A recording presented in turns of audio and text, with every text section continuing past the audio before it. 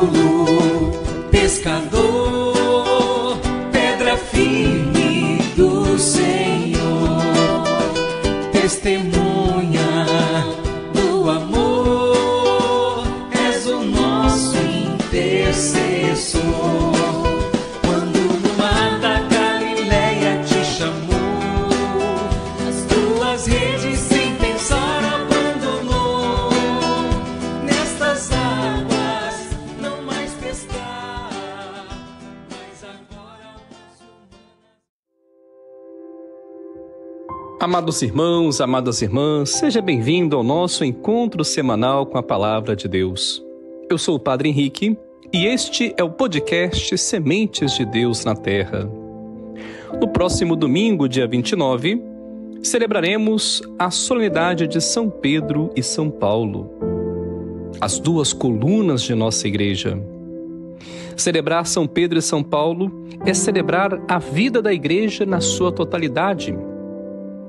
Numa perspectiva estrutural, hierárquica, administrativa e sacramental, nós temos Pedro, quanto na sua dimensão missionária, continuadora da missão dos apóstolos, de levar a palavra de Deus aos confins da terra, nós temos então o testemunho de São Paulo.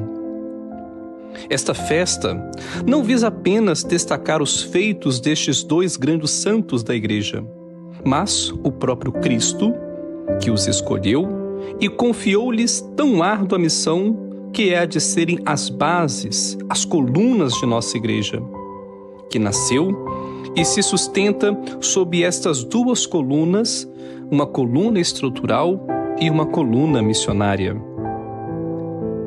É a oportunidade que nós temos para celebrar a vida daqueles primeiros discípulos, apóstolos, que deram a sua vida em favor do Evangelho.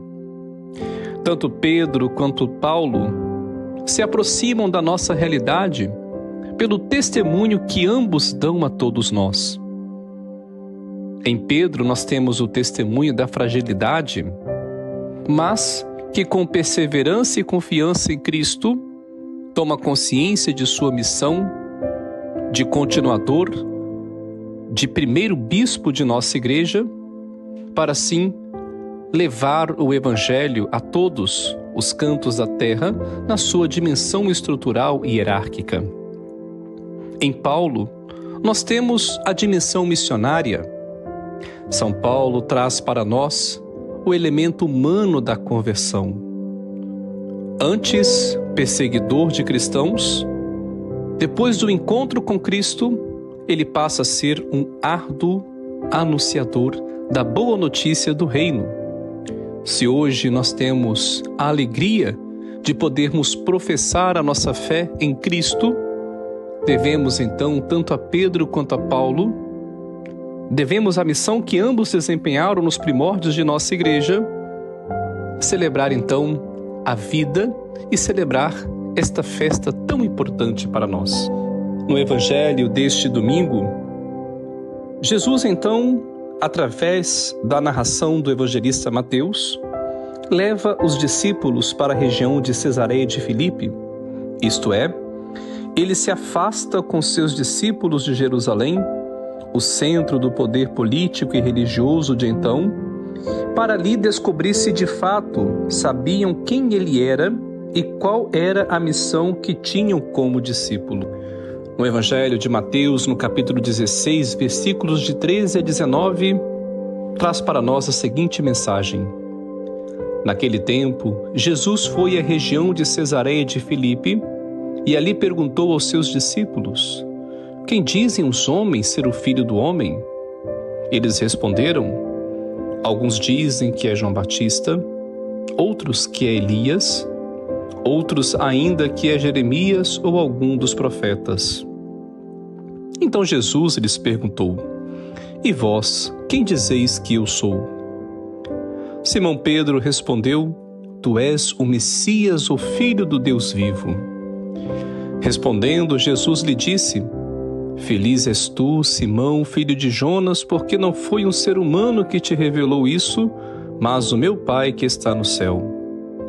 Por isso eu te digo que tu és Pedro, e sobre esta pedra construirei a minha igreja, e o poder do inferno nunca poderá vencê-la. Eu te darei as chaves do reino dos céus. Tudo que tu ligares na terra será ligado nos céus. Tudo que tu desligares na terra será desligado nos céus. Palavra da salvação. Quem dizem os homens ser o Filho do Homem? Uma pergunta que Jesus faz a seus discípulos. Uma pergunta que também nós devemos fazer. Quem é Jesus para mim? Quem é Jesus para meu irmão? O fato de Jesus levar seus discípulos a essa região da Cesareia tem um caráter pedagógico e catequético.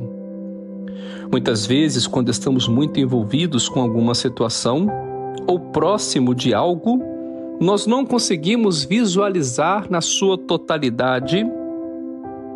E aí, se a gente for fazer uma experiência de pegar um texto e colocar próximo nossos olhos, também nós não vamos conseguir enxergar e lê-lo na sua totalidade. Em Jerusalém, no meio da multidão, do tumulto das ações e atividades do templo, ficava muito também difícil enxergar Jesus e sua missão naquilo que eles representavam. Jesus então se retira com seus discípulos, vão para uma região periférica de Jerusalém, Cesareia de Filipe, com todos os problemas que existem numa periferia, para que então seus discípulos enxergassem Jesus e sua missão longe daquilo que Jerusalém representava, enquanto templo, enquanto poder.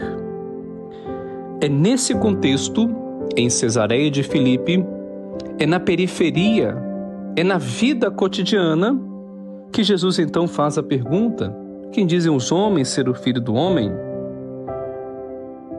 Antes, porém, de Jesus saber o que as pessoas pensam dele, é claro, aquilo que ele ouve não deixa Jesus satisfeito, porque eles respondem. Alguns dizem que é João Batista, outros que é Elias, outros ainda que é Jeremias ou algum dos profetas. Ou seja, as pessoas ainda não tinham tomado consciência de quem de fato era Jesus.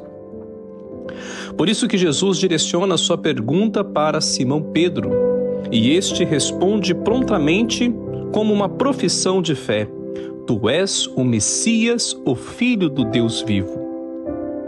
Aqui nós temos então a clareza de Pedro em saber que Jesus de fato era o Messias, o Filho de Deus. Jesus sabia que esta resposta de Pedro brotou do fundo do seu coração, pois vinha de Deus.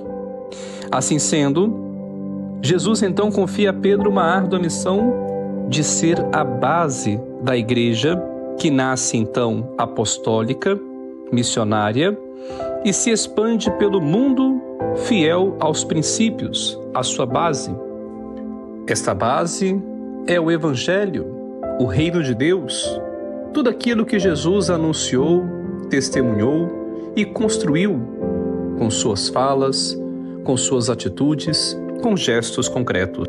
Portanto, meus amados irmãos e irmãs, que a liturgia deste domingo, esta festa em que celebramos São Pedro e São Paulo, lembremos também que a nossa diocese está em festa porque tem como padroeiro São Pedro, nos fortaleça no nosso compromisso de cristãos e no nosso compromisso missionário, que possamos responder corretamente quem é Jesus, não apenas com palavras da boca para fora, mas também, sobretudo, com nossos atos.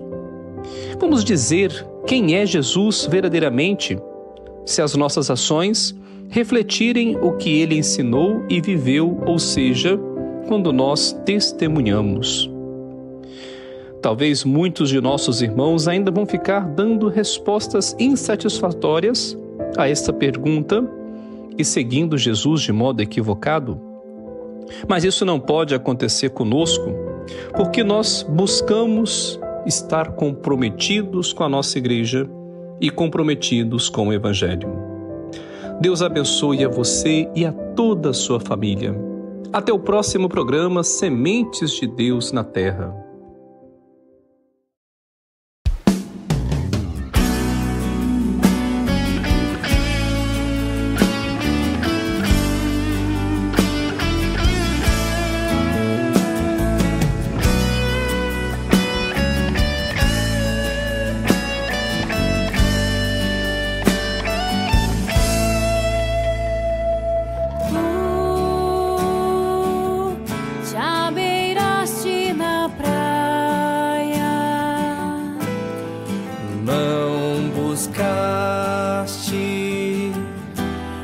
Nem sábios, nem ricos,